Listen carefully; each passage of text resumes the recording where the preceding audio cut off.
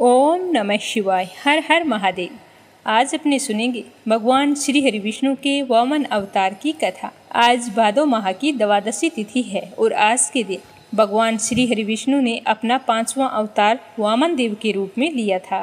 तो इस दिन विष्णु भक्त बड़े ही श्रद्धा भाव से व्रत रखते हैं और पूजा पाठ करके वामन देव की कथा को सुनते हैं। तो आइए अपने जीवन की मंगल कामना करते हुए सुनते हैं वामन अवतार की कहानी। इस कहानी को श्रद्धा भाव से अंत तक सुनना, क्योंकि आधी अधूरी कथा सुनना अच्छा नहीं माना जाता। भगवान विष्णु के वामन रूपी अवतार की यह कहानी बड़ी ही रोचक है, क्योंकि इस पौराणिक कथा में देवों और दैत्यों के बीच हुए युद्ध में जीत और हार के साथ साथ अपने वचन निभाने की कसौटी का बड़ी ही खूबसूरती से वर्णन किया गया है।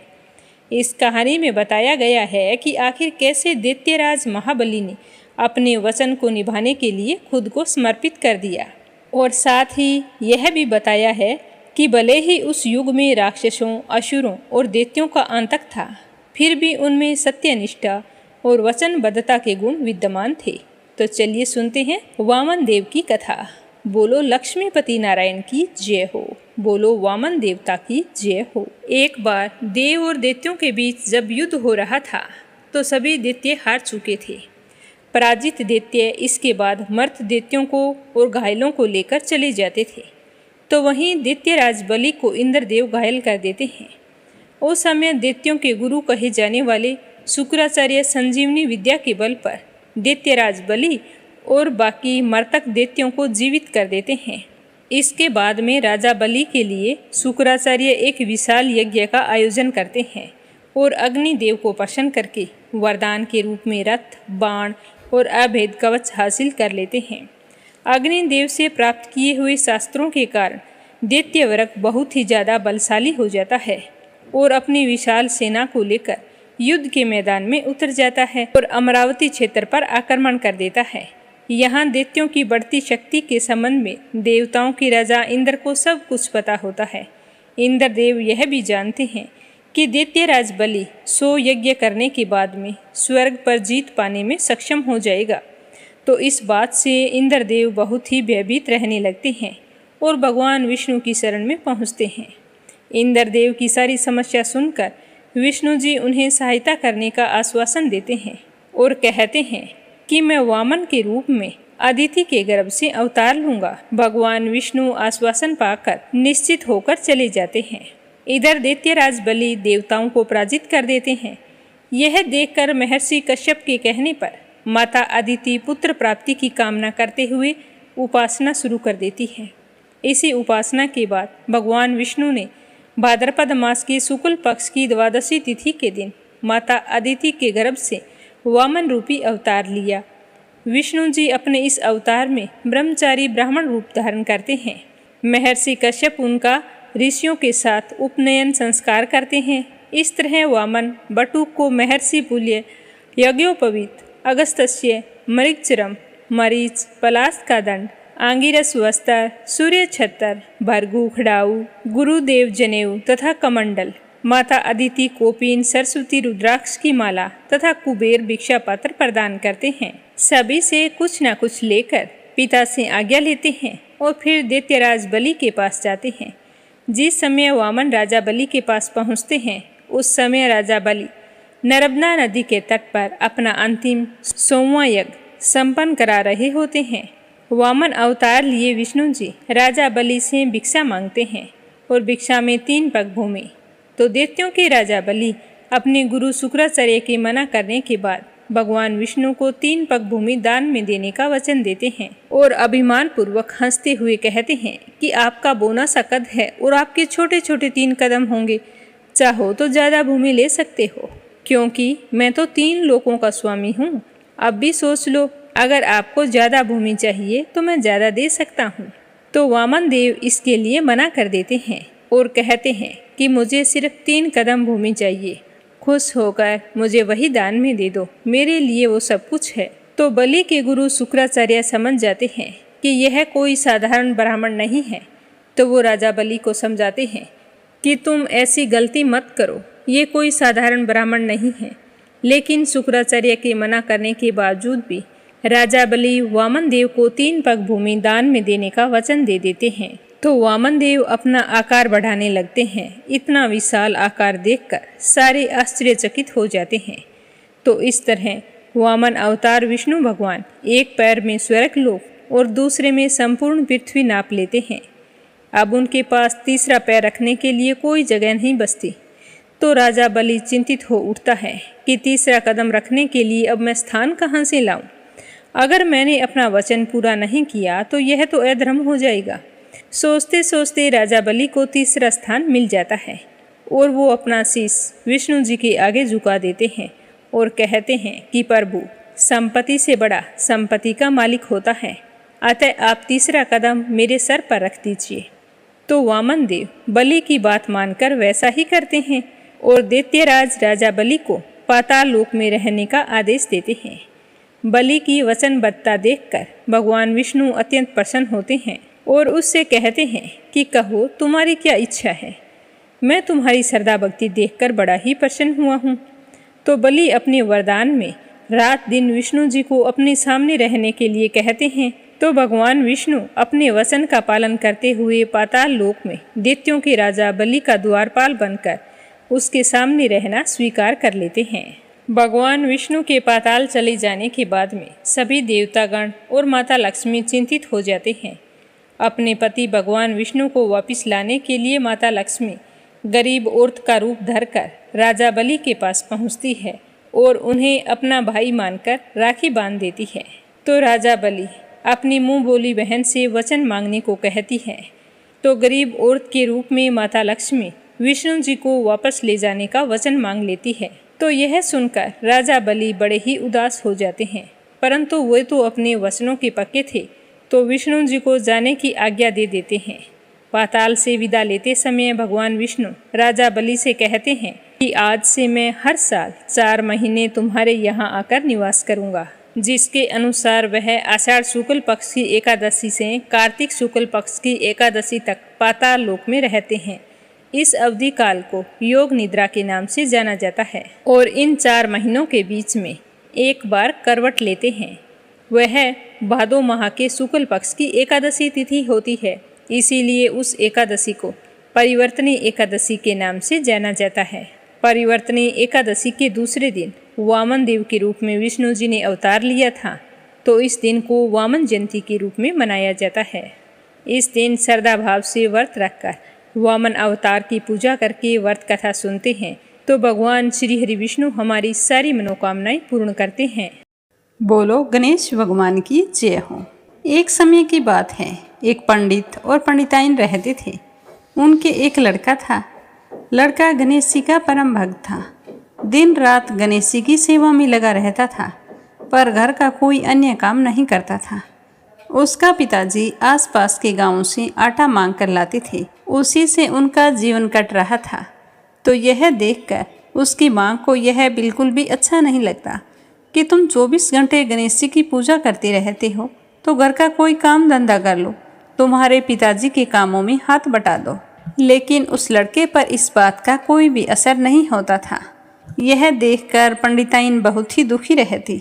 बच्चे के ना मानने पर भी वह बार बार कहती रहती कि बेटा कोई काम धंधा कर ले।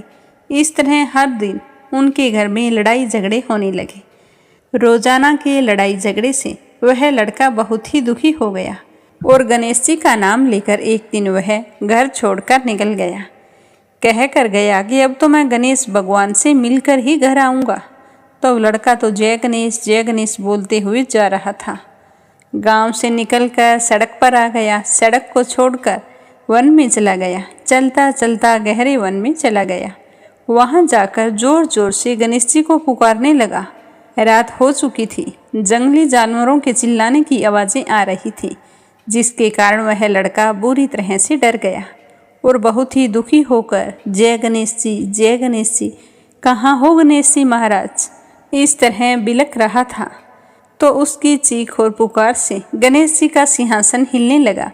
तो रिद्धि सिद्धि कहने लगी कि महाराज, कोई सच्चा भक्त है, आपको सच्चे मन से पुकार रहा है, आपको उसकी रक्षा करनी चाहिए।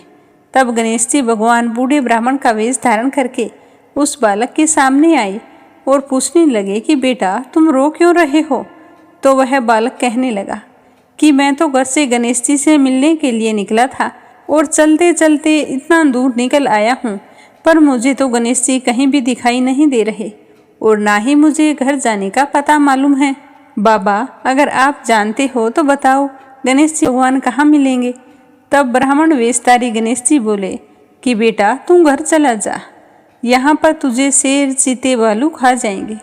तो वह बालक कहने लगा, नहीं, मैं घर तो नहीं जाऊँगा, गणेश जी महाराज से मिलकर ही जाऊँगा, चाहे मुझे शेर वगैरह कुछ भी खा जाए, आज तो कुछ भी हो जाए, मैं तो गणेश जी से मिलके ही रहूँगा। इसी पूजा की वजह से मेरे घर में रोजाना लड़ाई झगड़े होते हैं और मैं आज बहुत दुखी होकर घर छोड़कर आया हूँ। ये सारी बातें मैं आज गणेश जी से मिलकर उन्हें बताऊंगा और फिर पूछूंगा कि तुम ही बताओ मुझे क्या करना चाहिए। तो बालक की भोली सूरत और उसकी बातें सुनकर गणेश जी बड़े ही प्रसन्न हुए और कहने लगे कि बेटा मैं ही गणेश जी हूँ। यह कहकर गणेश जी ने अपना वास्तविक रूप उस बच्चे को दिखा दिया। तो लड़का गणेश जी को देखकर प्रणाम करके बहुत ही खुश हुआ और कहने लगा कि आप तो यहाँ हैं और मैं कब से आवाज़ें लगा रहा हूँ, आपने इतनी देरी क्यों की मुझसे मिलने के लिए, आपको पता नहीं है कि मैं कितना दुखी हूँ। तो इस तरह उसकी बातें सुनकर गणेश जी बड़े ही प्रसन्न हुए और कहने लगे कि बेटा तुझे जो कुछ मांगना है मांग, मैं तुम्हें सब कुछ दूंगा। तो लड़के ने थोड़ी देर विचार किया और बोला कि घोड़ा और लगाम मांगूं, पूंछो गजराज मांगूं, महल मालिया मांगूं, पोर्शन वाली ऐसी मांगूं जैसे फूल गुलाब का हो, माँ बाप का लाड प्यार और आशीर्वाद मांगूं, एकाग्र होकर मैं आपकी भक्ति कर सकूं, इसके लिए मुझे कोई भी कुछ ना कहे। तो गणेश जी भगवान तथास्तु कहकर वहाँ से अंतर्ध्यान हो गए। गणेश जी के आशीर्वाद से उस लड़के को घर का रास्ता साफ साफ दिखाई देने लगा और वह अपने घर चल पड़ा। घर पहुंचकर देखा जहां वो झोंपड़ी छोड़कर गया था वहां तो महल बन गया और बाहर एक सुंदर सा घोड़ा खड़ा था। अंदर गया तो एक कमरे के अंदर पलंग पर दुल्हन बैठी थी। तो वह इधर उधर अपनी माँ को ढूंढने लगा। तभी उसने देखा कि उसकी माँ तो मंदिर में बैठी गणेश जी की पूजा कर रही है। तो उसे बड़ी ही हैरानी हुई। तो वह अपनी माँ को प्रणाम करके बोला कि माँ, आप गणेश जी की पूजा कर रही हैं और मुझे इतनी डांट लगाती थी। तो उसकी माँ कहने लगी कि बेटा यह सब गणेश जी के पुण्य प्रताप से ही प्राप्त हुआ है। आज मेरी समझ में सब कुछ आ गया है। आज के बाद हम सब मिलकर भगवान जी की पूजा अर्चना किया करेंगे। तो घर के सारे सदस्य बहुत ही खुश हुए और नियमित रूप से गणेश जी की पूजा अर्चना करने लगे। हे गणेश भगवान, जैसे आपने उस लड़के के घर में अन्न धन के भंडार भरे, वैसे सबके भरना, सुख सौभाग्य बनाए रखना। बोलो गणेश जी महाराज की जय हो। अगली कहानी लपसी और तपसी की। प्रेम से बोलो लपसी तपसी की जय हो। एक लपसी था, एक तपसी था। तपसी हमेशा भगवान की तपस्या किया करता था और लपसी रोजाना 1.25 सेर की लापसी बनाता और सबसे पहले भगवान को भोग लगाता, उसके बाद स्वयं भोजन कर लेता। इसी तरह दोनों की दिनचर्या चल रही थी। एक दिन दोनों भाइयों में कोई बात को लेकर कहासुनी हो गई तो दोनों जोर जोर से लड़ने लगे। लपसी कहने लगा कि मैं बड़ा हूँ, मैं रोजाना भगवान को भोग लगाता हूँ। तो तपसी कहने लगा कि मैं तो रोजाना तपस्या ही करता रहता हूँ, तो मैं बड़ा हूँ। इस तरह लड़ते लड़ते दोनों जोर जोर से बोलने लगे। तभी वहाँ से नारद जी गुजर रहे थे और उन दोनों की आवाज़ सुनकर उनके पास आ गए और बोले कि तुम दोनों लड़ क्यों रहे हो। तो लपसी बोला कि मैं इसे कब से समझा रहा हूँ कि मैं बड़ा हूँ, पर ये तो कहता है कि मैं बड़ा हूँ। तो तपसी कहने लगा कि मैं इतनी तपस्या करता हूँ तो मैं ही बड़ा हूँ, ये छोटी सी बात इसके समझ में नहीं आ रही। तो नारद जी कहने लगे कि तुम दोनों शांत हो जाओ, तुम्हारा फैसला मैं करूँगा, लेकिन आज नहीं, कल आऊँगा, फिर बता दूँगा कि तुम दोनों में से कौन बड़ा है। यह कहकर नारद जी चले गए। दूसरे दिन रोजाना की तरह तपसी नहाकर आए तो नारद जी ने 1.25 करोड़ की अंगूठी उसके आगे फेंक दी। तो तपसी का ध्यान जैसे ही उस अंगूठी पर पड़ा तो उसने तुरंत उठाकर अपने पैर के नीचे दबा लिया और तपस्या करने के लिए बैठ गया। तो नारद जी ने दूसरी अंगूठी लपसी के सामने फेंक दी। तो लपसी ने अंगूठी को देखकर भी अनदेखा कर दिया और लापसी बनाने लगा। बनाने के बाद में भगवान को भोग लगाकर स्वयं भोजन करने के लिए बैठ गया। तो नारद जी उनके सामने आ गए। तो नारद जी को देखते ही वो दोनों पूछने लगे कि नारद जी, अब आप बताओ, हम में से कौन बड़ा है।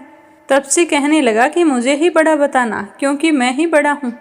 तो नारद जी बोले कि तू खड़ा होकर तेरा पैर तो उठा। तो जैसे ही उसने खड़ा होकर पैर उठाया तो उसके पैर के नीचे अंगूठी थी।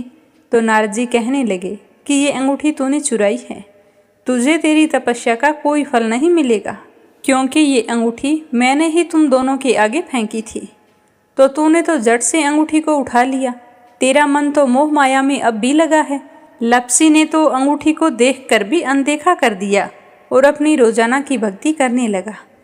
जो लपसी रोजाना करता है वो भी एक भक्ति है, और मेरा फैसला ये है कि लपसी ही सबसे बड़ा है। तो यह सुनकर तपसी हाथ जोड़कर कहने लगा कि महाराज, मुझसे बहुत बड़ा अनर्थ हो गया है, आगे से मैं ऐसी गलती कभी नहीं करूँगा। पर आप मुझे बताओ, मैंने भक्ति तो सच्चे मन से की है, तो मुझे उस भक्ति का फल कैसे मिलेगा। तो नारद जी कहने लगे कि रोटी बनाकर गाय और कुत्ते की रोटी नहीं बनाएगा, उसका फल तुझे ही मिलेगा। रोटियां बनाकर पीछे से सुबह छोटी रोटी नहीं बनाएगा, उसका फल, और शाम को रोटी बनाकर पीछे से एक बड़ी रोटी नहीं बनाएगा, उसका फल भी तुझे ही मिलेगा। ब्राह्मण को भोजन करवाकर दक्षिणा नहीं देगा तो वो फल भी तुझे ही मिलेगा। सूट, साड़ी, तिवल अगर हम किसी को देते हैं तो उसके ऊपर भेंट स्वरूप अगर कुछ रुपए नहीं देंगे तो उसका फल भी तुझे ही मिलेगा। अगर कोई दिए से दिया जलाएगा तो उसका फल भी तुझे ही मिलेगा। व्रत रख कर अगर कोई सारी कहानी सुन ले, लेकिन तुम्हारी इस लपसी तपसी की कहानी को नहीं सुनेगा तो उसका फल भी तुम्हें ही मिलेगा। तो इस तरह का आशीर्वाद पाकर तपसी बड़ा ही प्रसन्न हुआ।